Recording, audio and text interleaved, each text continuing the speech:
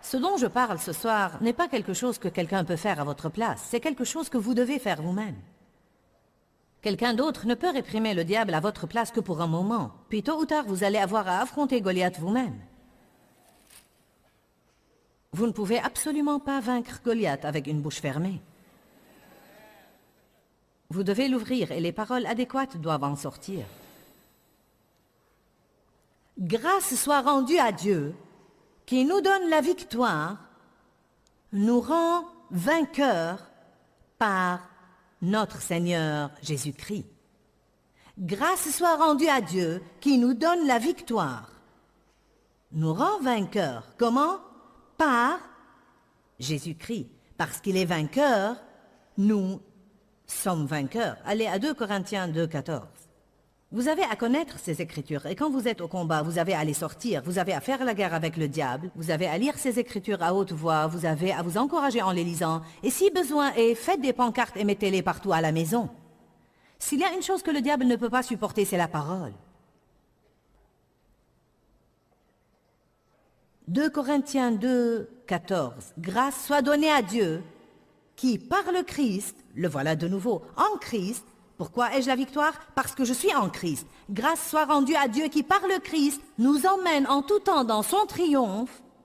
Non pas de temps en temps ou parfois, mais en tout temps, il nous emmène dans son triomphe, comme trophée de la victoire de Christ, et qui, par nous, répand en tout lieu et fait ressortir le parfum de la connaissance de Dieu. J'ai eu une expérience intéressante avec Dieu. Je n'étais pas vraiment consciente de cette écriture, mais depuis plusieurs années, je priais un matin et je remerciais Dieu pour tout ce qu'il a fait dans ma vie. Dieu a commencé à me parler. Et il m'a dit, « Joyce, tu es un trophée de ma grâce. »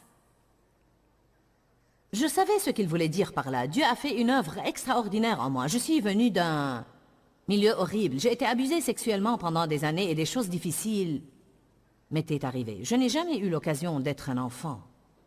J'avais toujours un fardeau, je devais toujours m'inquiéter, j'ai toujours vécu dans la peur. J'avais des tas de problèmes de personnalité et beaucoup de choses excentriques dans ma vie. Et Dieu m'avait amené une victoire immense. Et jusqu'à présent, il m'amène des victoires tous les jours. Mais le Seigneur m'a montré comme une vitrine à trophées au ciel. J'ai eu comme une vision et j'ai vu comme une vitrine à trophées. Et la chose qu'il m'avait mise dans le cœur était que quand les gens excellent en une chose, comme peut-être un lanceur qui lance professionnellement, il remporte des trophées et il les expose dans une vitrine à trophées. Si quelqu'un est vraiment bon en basketball, football, patinage artistique ou n'importe quoi d'autre et qu'il remporte des trophées, il expose ses trophées dans une vitrine à trophées et tous ceux qui viennent les regardent et disent de suite « Cette personne est vraiment bonne en ça ». Dieu m'a dit « J'ai ma propre vitrine à trophées au ciel.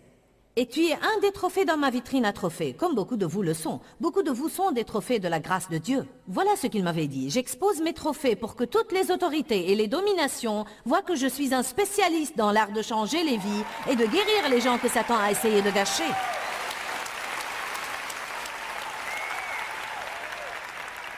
C'est tellement important de continuer et d'avoir la victoire dans notre vie, car le seul moyen de rendre quelqu'un d'autre affamé de ce que nous avons, c'est d'avoir la victoire.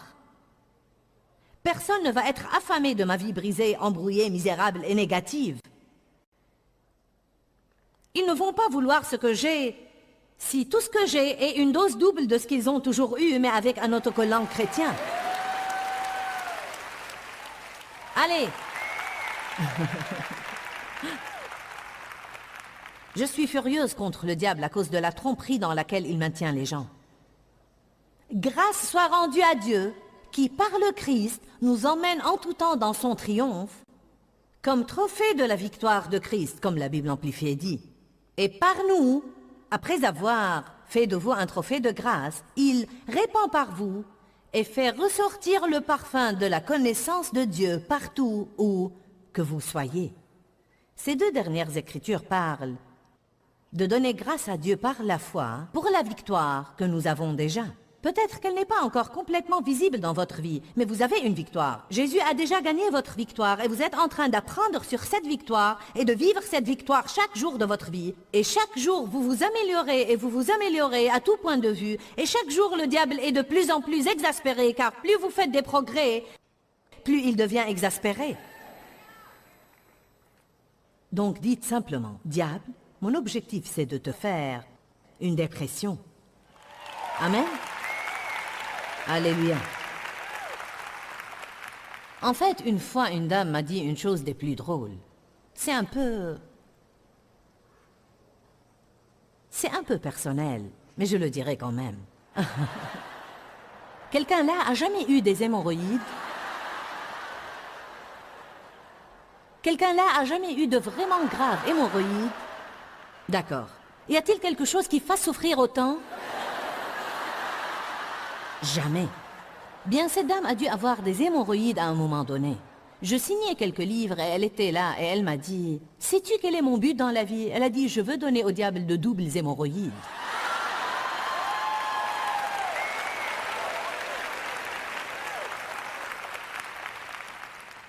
Alors, quel que soit ce qui vous motive et qui marche pour vous, ayez pour but d'amener la défaite à l'ennemi. 1 Jean 5. Vous pouvez, si vous voulez, aller à Apocalypse. 1 Jean le précède directement. Je développe en vous la foi que vous êtes plus que ce que vous pensez être. Vous êtes plus que des mauviettes. Au-dessus et non pas au-dessous. Dieu a de bons plans pour votre vie, mais vous allez avoir à vous mettre debout et à agir en conséquence. Alléluia. 1 Jean chapitre 5, versets 4 et 5. Car tout ce qui est né de Dieu triomphe du monde. Et la victoire qui triomphe du monde, c'est notre foi. Ha ha. Qui est celui qui a triomphé du monde, sinon celui qui croit que Jésus est le Fils de Dieu, celui qui adhère a confiance en et s'appuie sur ce fait. Et voilà la victoire qui triomphe du monde, notre foi. Nous croyons Dieu, nous croyons la parole de Dieu, nous croyons que nous avons un avenir, nous croyons que notre passé est sous le sang, nous croyons que nous avons été rendus justes devant Dieu, et nous croyons que nous avons l'autorité sur Satan et qu'il ne peut pas gérer notre vie. Si vous n'avez rien fait d'autre que de venir ici pour prendre un chèque de foi, ça en vaut la peine. Parfois, bien que nous soyons des croyants, nous oublions de croire. Quelqu'un peut dire amen à ça? Nous sommes tellement prisonniers de ce que fait le diable. Nous devons nous rappeler qu'il s'agit de libérer notre foi. J'ai la foi. La foi est une force spirituelle qui est dans mon esprit. À chacun est départie une mesure de foi. Nous avons la foi, mais c'est à nous de décider où la mettre. Vous pouvez mettre votre foi en vos amis, dans votre compte bancaire ou en vous-même. Mais quand vous mettez votre foi en Dieu et quand vous libérez votre foi, là, tous les diables de l'enfer ne pourront jamais arriver à vous enlever ce que Dieu veut que vous ayez. Mais parfois, vous devez tenir ferme. Romains chapitre 8, verset 37 dit, « Mais dans toutes ces choses, nous sommes plus que vainqueurs, et nous gagnons une victoire sans pareille par celui qui nous a aimés. » Voyez, j'essaye d'attiser votre foi dans votre homme intérieur, car pour être franche, quel que soit ce qui vous assaille de l'extérieur, si vous pouvez être assez fort et tout excité à l'intérieur, le diable ne peut pas vous vaincre, car ce qui est en vous est plus grand que celui qui est autour de vous, celui qui est en nous est plus grand que celui qui est dans le monde. Je ne suis pas aussi simple que je n'en ai l'air sur cette estrade. Il y a quelque chose à l'intérieur de moi. La Bible dit que je suis assise dans les lieux célestes avec Jésus et pourtant vous me voyez clair comme le jour debout là devant vous. Comment puis-je être debout ici et assise dans les lieux célestes avec Christ? Parce que nous vivons dans deux mondes en même temps. Nous vivons au ciel et nous vivons ici. C'est comme le garçon dont la mère essayait de faire asseoir à l'église. « Johnny, assieds-toi, assieds-toi Johnny, arrête de faire du bruit, assieds-toi, assieds-toi. » Elle le mettait dans sa chaise et il se levait. Elle le mettait et il se levait. Finalement, elle s'est énervée et elle lui a dit « Assieds-toi et ne te lève plus. » Vous autres, les mères, connaissez ce regard. Il s'est assis, mais il a levé la tête et lui a dit « Eh bien, je suis debout à l'intérieur. »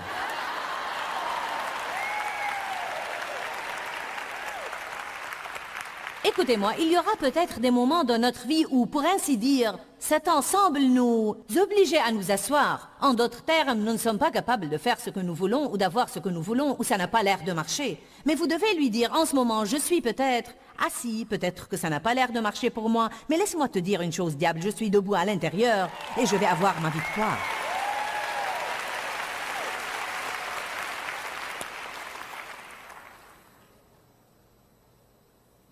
Ne demandez pas à Dieu de vous aider à vaincre l'ennemi. Rendez-lui grâce pour avoir déjà vaincu l'ennemi. Je crois qu'une des choses que nous devons apprendre, et Dieu traite vraiment avec moi à ce sujet tout le temps, et je sais bien qu'il est important. La Bible dit la foi est maintenant. Et non pas la foi était hier ou la foi sera demain. Mais en ce moment, ma foi reçoit comme un fait ce qui n'est pas révélé à mes sens, mais qui est dans mon cœur. Peut-être que je ne l'ai pas en réalité, mais je l'ai dans mon cœur. Si souvent nous demandons à Dieu ce que nous avons déjà eu. Oh Dieu, donne-moi la victoire. Oh Dieu, donne-moi la victoire. Oh Dieu, donne-moi la victoire. Je viens de vous lire une demi-douzaine d'écritures qui disent « Dieu merci, nous avons la victoire. Nous sommes plus que vainqueurs. » Arrêtez d'essayer de vous asseoir sur une chaise alors que vous êtes déjà assis et rendez grâce à Dieu pour ce que vous avez. Je vais le dire à nouveau, ne demandez même pas à Dieu de vous faire triompher. Rendez grâce à Dieu pour avoir déjà triomphé. Reposez-vous dans ce qui a été accompli pour vous par Christ. Apocalypse dit « C'en est fait ».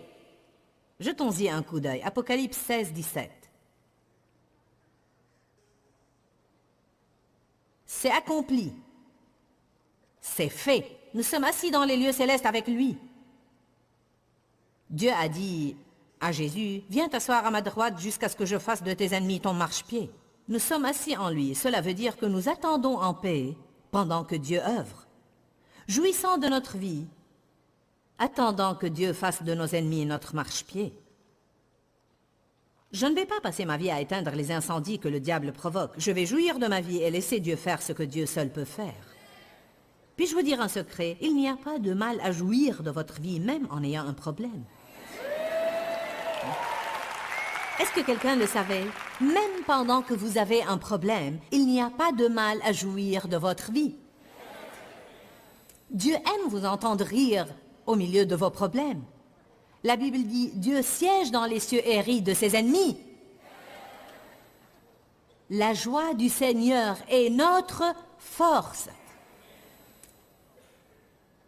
Gardez votre joie et bien rigoler pendant que vous avez un problème et ce qui vous garde assez fort pour traverser la crise et ne pas renoncer.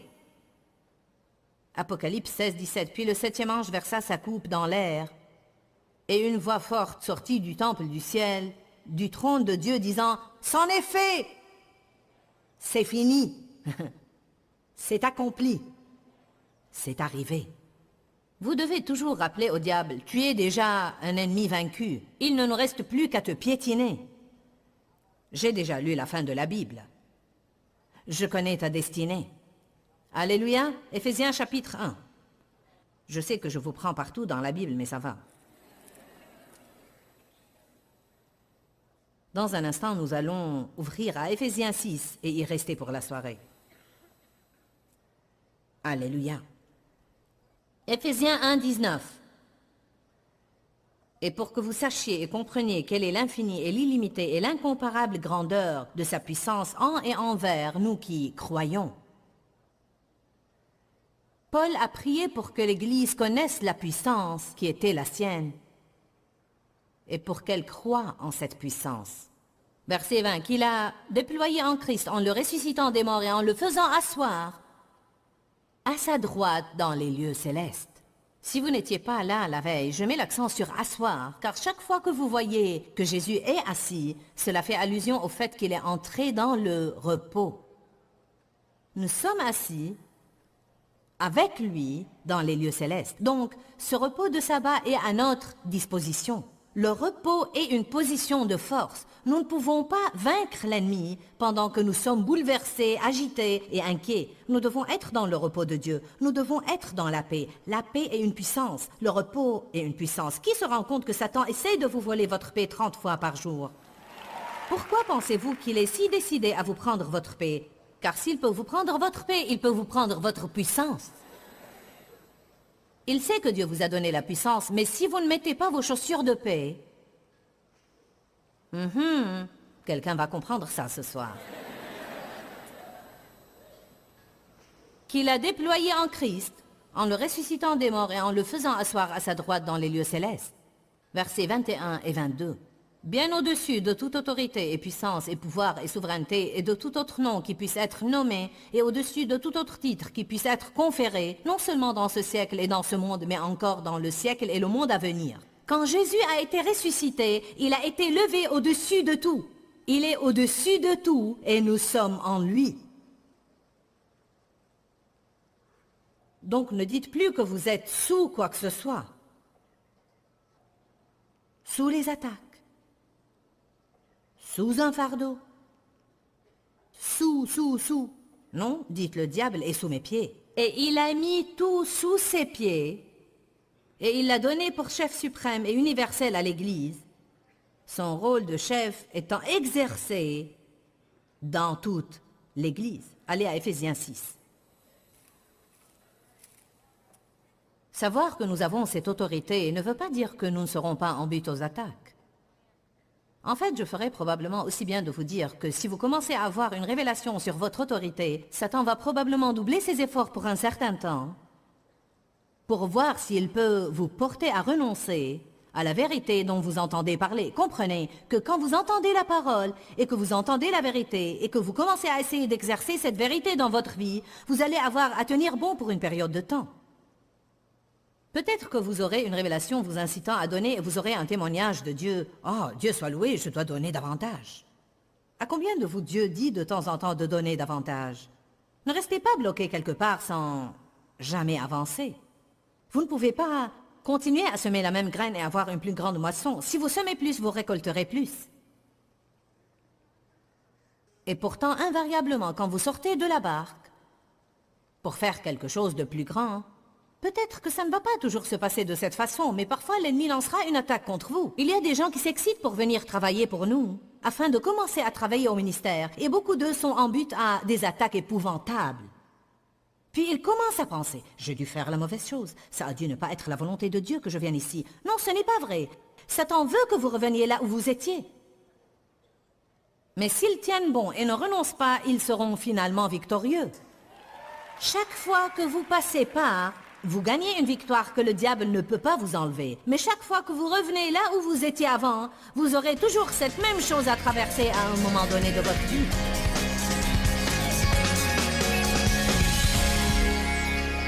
Eh bien, la Bible nous dit que la victoire qui triomphe du monde est notre foi.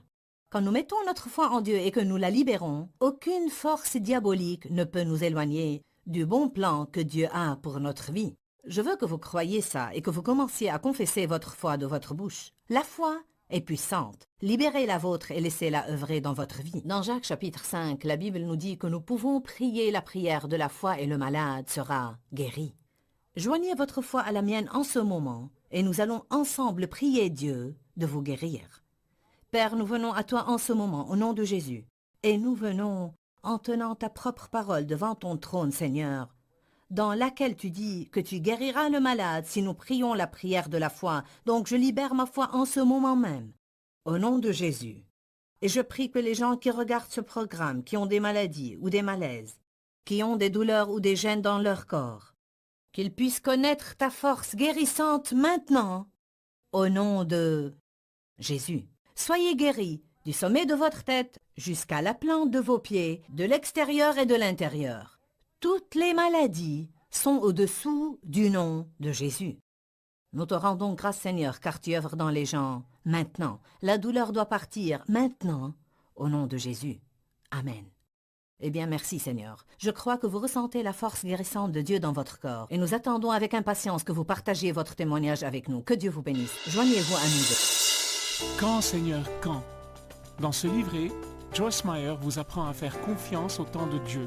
Pour obtenir ce livret gratuitement, écrivez-nous à Joyce Meyer, boîte postale 40095-6300, Larnaca, Chypre.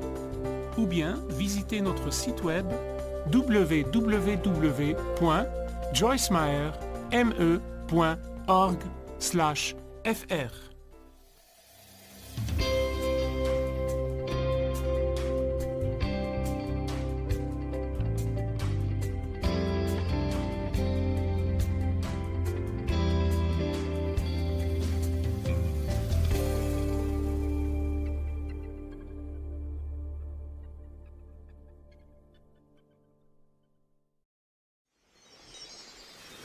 Afin de garder la paix, vous allez avoir parfois à vous humilier.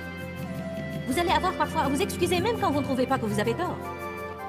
Restez avec nous dans Jouissez de votre vie.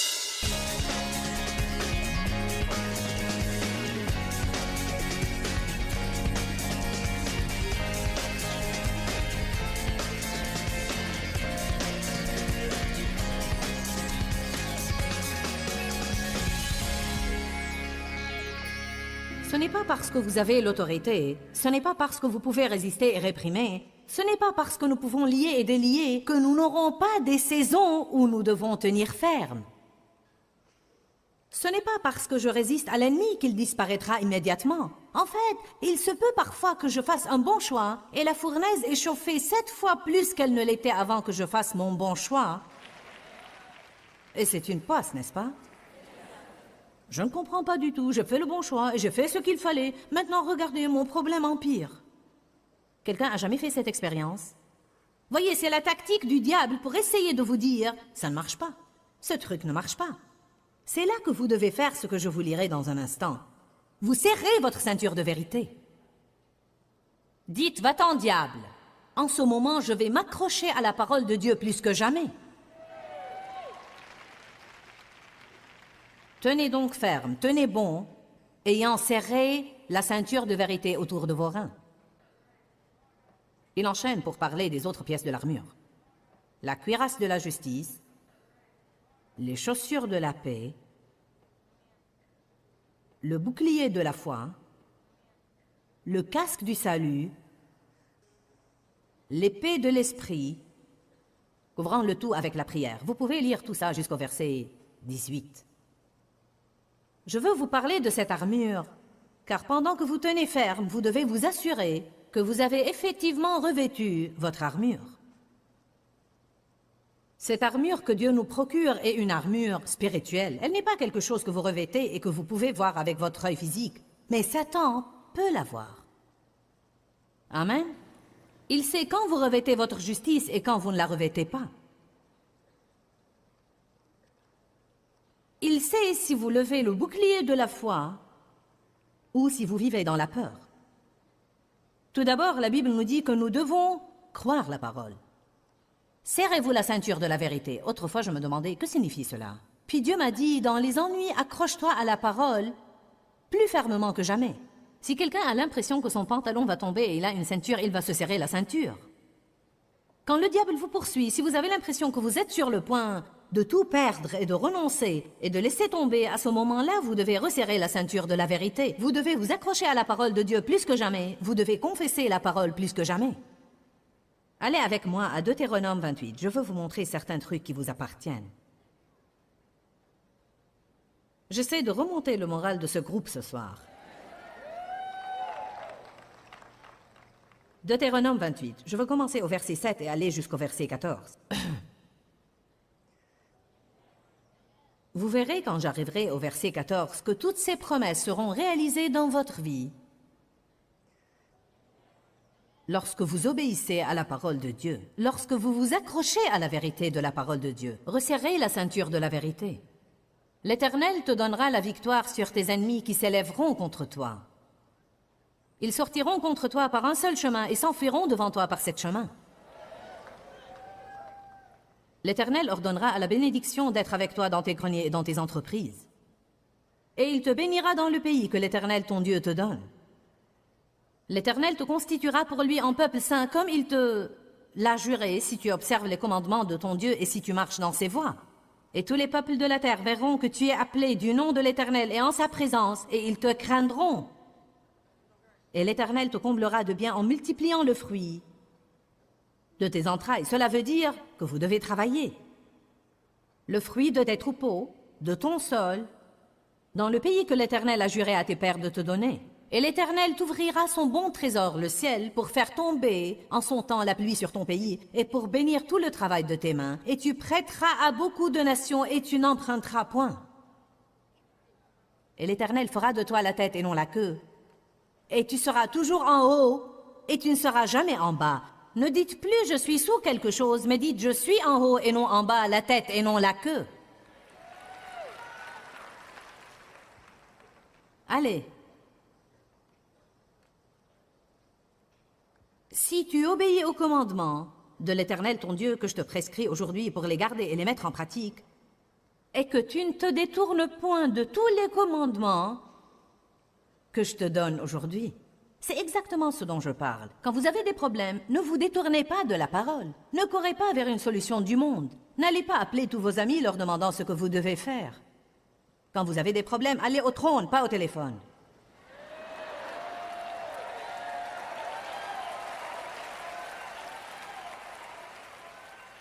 Oh, je ne sais pas. Que penses-tu que je dois faire? Pourquoi demander aux gens quoi faire alors qu'ils ne savent même pas quoi faire eux-mêmes?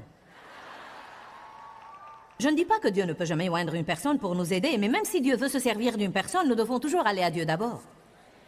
C'est insultant à Dieu que nous recherchions d'autres recours. C'est exactement pourquoi Dieu est tellement offensé par les gens qui recherchent les médiums et les voyants et essayent d'avoir des solutions par des moyens pareils. Et je trouve bon de dire ça à la télévision car beaucoup de gens pensent qu'il n'y a pas de mal à ça. Et il y a même des chrétiens qui font ce genre de trucs et même certaines personnes qui pensent que c'est mignon et amusant. Eh bien, ce n'est ni mignon ni amusant, c'est dangereux. Vous ne devez pas demander aux étoiles ce que vous devez faire. Vous devez chercher celui qui a fait les étoiles. Amen.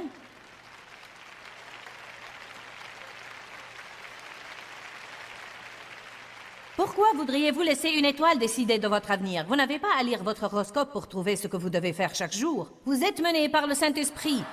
Amen. Je sais que beaucoup de gens pensent qu'il n'y a pas de mal à ces trucs. Et comme je l'ai dit, il y a beaucoup de chrétiens qui le font de façon régulière et n'y trouvent même pas rien à redire. Oh ouais, tu sais, nous sommes au cirque. Allons nous faire lire les lignes de la main. Vous devez faire attention à ce genre de trucs.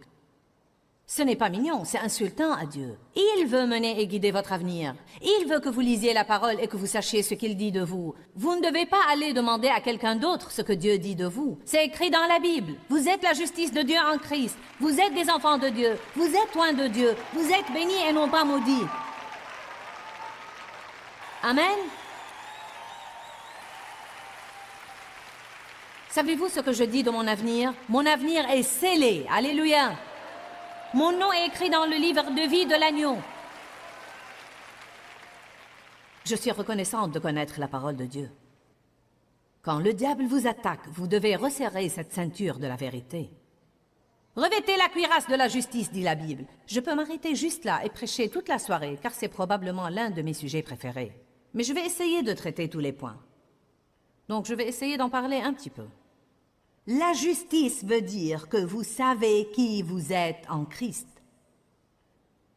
Ce en Christ est une chose très importante, car qui je suis en Christ est différent de qui je suis en moi-même et ce que je fais. En et par moi-même, je vais faire des erreurs. Peut-être que je ne fais pas toujours tout comme il faut. Mais la Bible dit, si je crois vraiment en Jésus, si je me fie à lui, à ce moment-là, je suis rendu juste devant Dieu. Et par le sang de Jésus, je deviens la justice de Dieu en Christ. Vous agissez d'une façon différente quand vous avez une bonne opinion de vous-même que quand vous avez une mauvaise opinion de vous-même. Car si vous avez une mauvaise opinion de vous-même, vous allez être sous quelque chose tout le temps. Je me permettrai de dire que la majorité des chrétiens sont sous la culpabilité et la condamnation, la plupart du temps, à propos d'un méfait dont ils se sont déjà repentis et demandé à Dieu de leur pardonner. Mais ils n'ont pas reçu ce pardon et cette miséricorde. Ils se sentent coupables et essayent de payer ce que Jésus a déjà payé pour. Allez maintenant. Vous dites, eh bien, je n'ose pas faire une erreur et faire comme si de rien n'était. Non, vous devez vous repentir, vous devez l'admettre, vous devez demander à Dieu de vous pardonner. Mais quand c'est fait, vous devez en finir et continuer. C'est exactement ce dont parlait Paul dans Philippiens quand il a dit « Je fais une chose, elle est ma seule aspiration, oubliant ce qui est en arrière et me portant vers ce qui est en avant. » Il a dit qu'il devait faire tout ce qu'il pouvait pour saisir ce que Jésus est mort pour que nous ayons. Ne vivez pas sous la condamnation. Vivez dans votre juste position devant Dieu. La justice est une arme. La cuirasse couvre votre cœur. Vous ne devez pas être sous la condamnation. Vous ne devez pas vous sentir coupable. Vous devez venir avec assurance devant Dieu. Vous savez qui vous êtes en Christ. Vous savez que vous avez l'autorité sur l'ennemi. Et en plus, vous devez savoir que vos erreurs ne concernent absolument pas le diable. Il est l'accusateur des frères. Savez-vous ce que je disais à un de mes voisins quand il venait se plaindre d'un de mes enfants? Rentre chez toi, mes enfants ne te regardent pas. Je m'occuperai moi-même de mes enfants. Allez maintenant, si vous êtes des parents, vous savez que j'ai raison. Ton enfant a fait ça, et gna gna gna, gna gna gna, vous allez vous redresser immédiatement, c'est comme... Rien n'exaspère les parents autant que quelqu'un qui parle de leurs enfants. Vous faites... Même si vous savez que ce qu'il dit est la vérité, vous ne voulez cependant pas l'entendre de lui.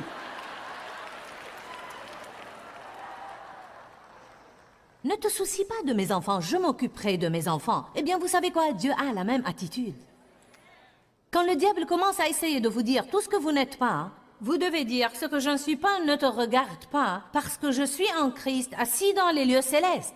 Dieu m'a pardonné mes péchés, il s'occupe de moi, il me change. S'il y a une chose qui doit être faite dans ma vie, Dieu la fera. Je ne te concerne pas, je ne t'appartiens pas, j'ai été acheté par le sang de Jésus.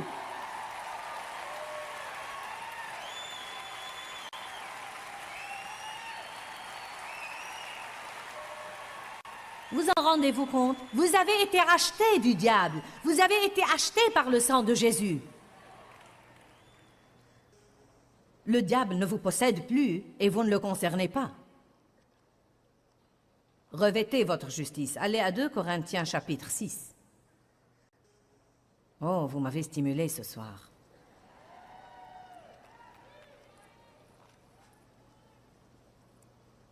J'essaie toujours de comprendre pourquoi je me sens fatiguée après ces réunions. Vraiment, je ne...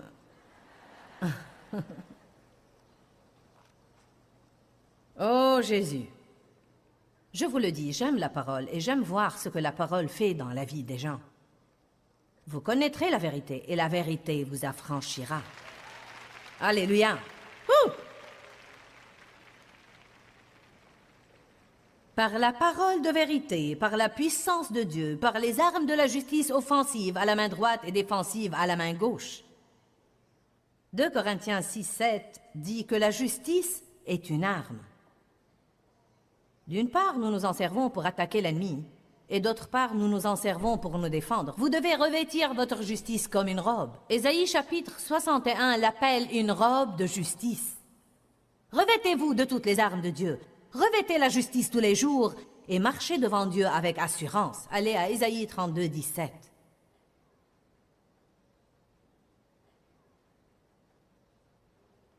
Je sais que c'est peut-être un peu difficile pour ceux qui ne savent pas parcourir la Bible aussi vite que ça, mais ça fait partie de l'entraînement. Ésaïe 32, 17. Vous apprenez où se trouvent les Écritures en ayant à les chercher. Et l'effet de la justice sera la paix, intérieure et extérieure. Et le fruit de la justice sera le calme et la sécurité pour toujours. En d'autres termes, combien est-ce génial de savoir qui vous êtes en Christ.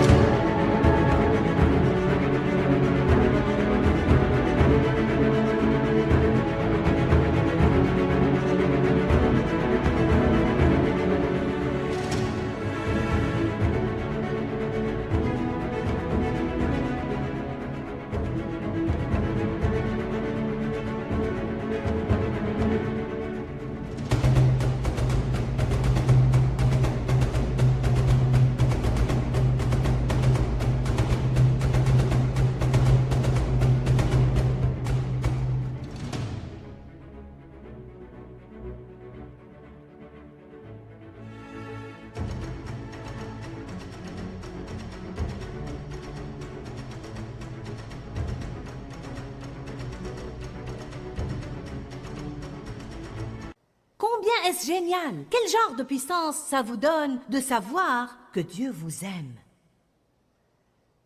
Quel genre de puissance ça vous donne de savoir que vous êtes ses bien-aimés et qu'il vous a choisi exprès? Éphésiens 1 dit, « Je vous ai élus, je vous ai adoptés, je vous ai appelés les miens. » Ésaïe dit, « Je t'ai appelé par ton nom, tu es à moi. » Vous devez marcher dans ce qui est à vous, vous devez garder la tête haute. Vous devez prier avec assurance car vous êtes des enfants de Dieu. Vous savez, j'ai 4 enfants et je vais vous dire un petit secret. 2 d'entre eux sont là ce soir, donc ça va m'attirer des ennuis. Savez-vous qui sont ceux qui prennent le plus de moi? Ceux qui me demandent plus.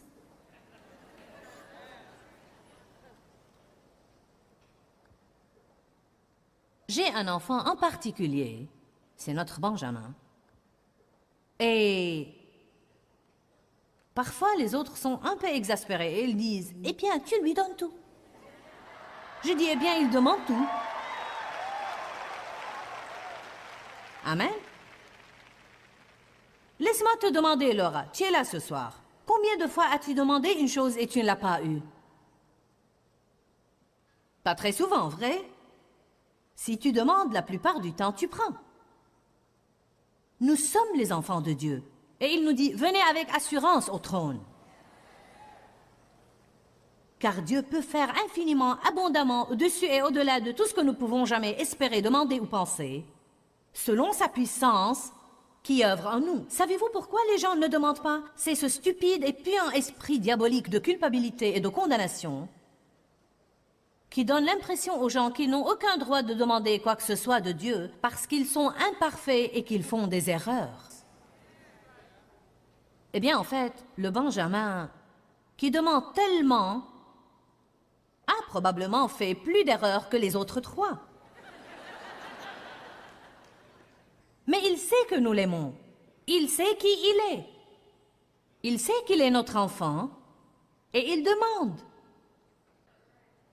Et il étreint et il embrasse. Et il dit, je vous aime. Vous êtes les meilleurs parents au monde entier. Amen. Mon Dieu, hier même, il m'a dit, je n'aurais pas pu survivre à l'année passée de ma vie sans toi, maman. Et je fais, oh.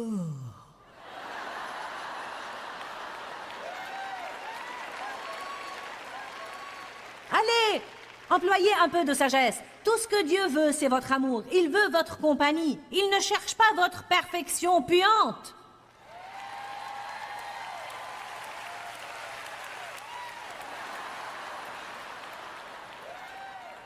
Si vous ou moi aurions pu être parfaits, Jésus n'aurait pas eu à venir sur terre.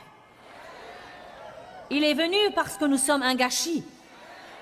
Et laissez-moi vous dire une chose, vous ne choquez pas Dieu. Il n'est pas là-haut disant maintenant, « Oh mon Dieu, mais qu'ai-je fait ?» Il sait plus sur nous que nous ne saurons jamais. Et il nous aime de toute façon. Qu'a-t-il dit à Jérémie? Avant même que tu sois né, je t'ai connu et je t'ai apprécié. Que veut dire « je t'ai connu » ? Je connaissais ce que tu allais faire. Je connaissais chaque chose stupide que tu allais dire. Je connaissais les mauvaises décisions que tu allais prendre. Et je t'ai apprécié et je t'ai appelé comme mon instrument choisi.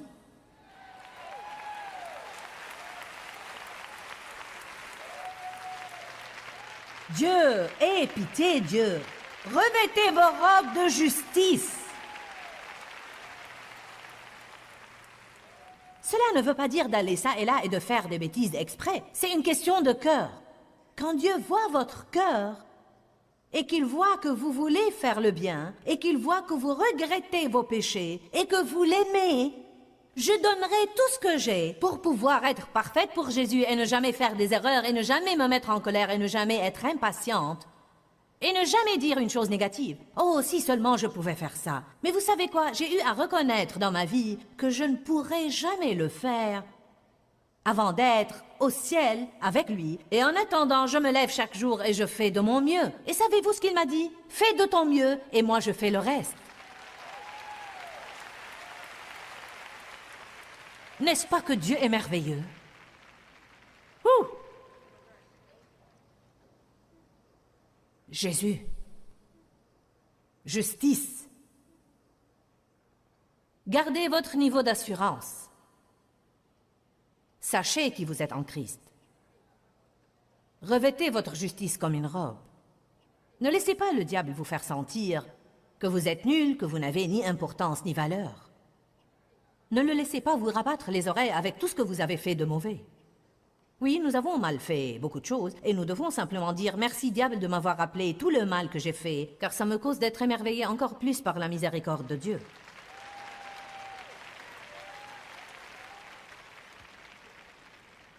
La Bible dit « Mettez vos chaussures de paix. »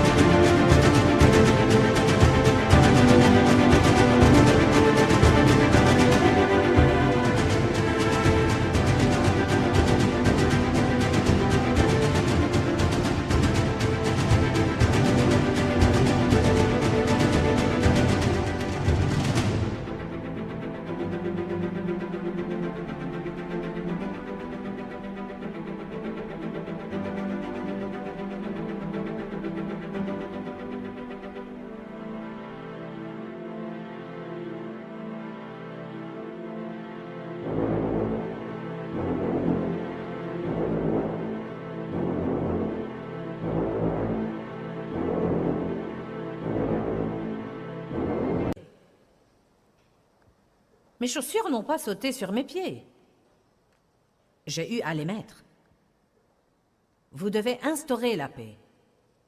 Cela veut dire que vous allez avoir à être paisible exprès. Amen. Celles-ci se sont un petit peu étendues depuis que je les ai mises. Mais quand j'ai d'abord essayé de les mettre ce soir, j'ai dû les travailler un petit peu. C'est comme ça qu'il en est parfois de la paix. Vous devez la travailler un peu pour l'instaurer. Je viens de finir un nouveau livre sur la poursuite de la paix. J'ai appris que si je vais marcher dans la paix, je dois le faire exprès. Elle ne va pas tomber sur moi comme des cerises mûres qui tombent d'un cerisier. Mettez, serrez-vous la ceinture de la vérité. Revêtez la cuirasse de la justice. Mettez vos chaussures de paix. Que veut-il dire quand il dit « Revêtez-vous de toutes les armes de Dieu, les armes que Dieu procure. Revêtez-vous-en et tenez ferme. » Cela veut dire qu'il va y avoir un effort qui va avoir à être fait. Jean 14, 27, Jésus a dit « Je vous laisse ma paix. Ce n'est pas à la manière du monde que je vous la donne, mais je vous donne et lègue ma propre paix maintenant. » Puis la Bible amplifiée dit « Donc arrêtez de vous permettre d'être inquiet et bouleversé. » Il dit « Je vous ai donné la paix. Choisissez. Ne choisissez pas le trouble. Choisissez la paix. 1 Thessaloniciens 5, 13 dit « Soyez en paix entre vous. » Oh, nous devons œuvrer à garder la paix dans nos foyers. Vous devez œuvrer à garder la paix dans votre mariage. Vous devez être des conciliateurs. Afin de garder la paix, vous allez avoir parfois à vous humilier. Vous allez avoir parfois à vous excuser même quand vous ne trouvez pas que vous avez tort.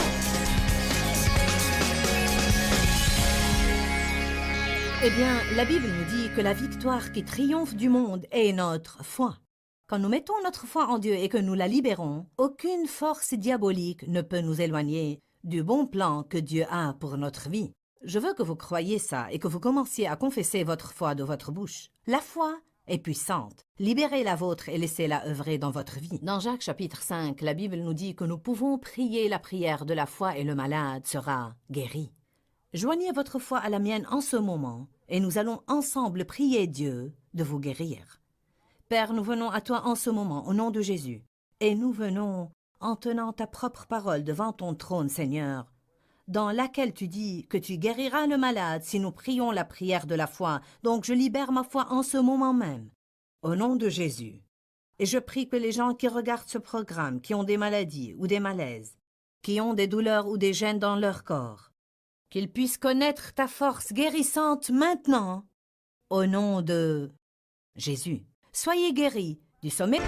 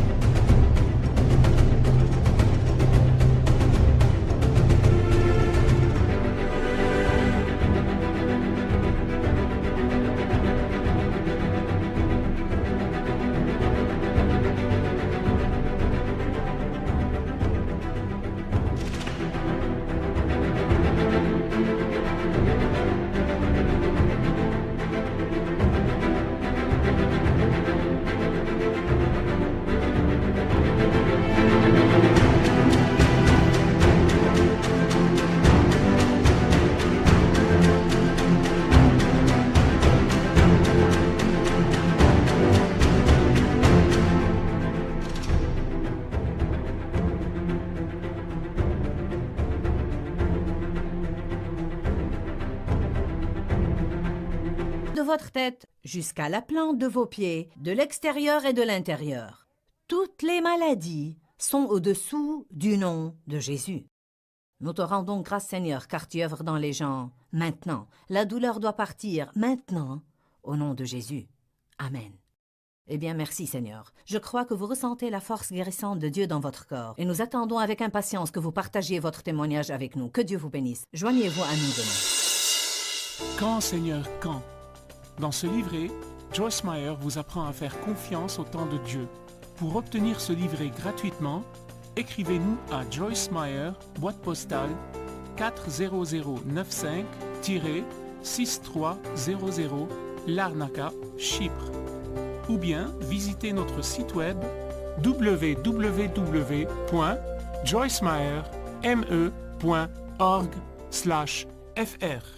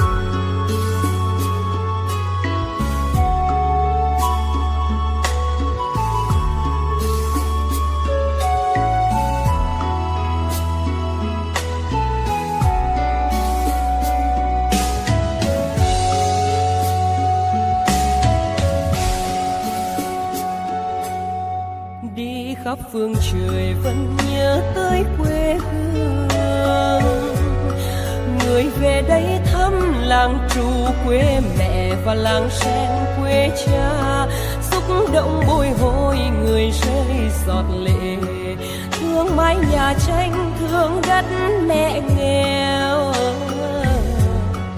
đi suốt cuộc đời mới được thăm.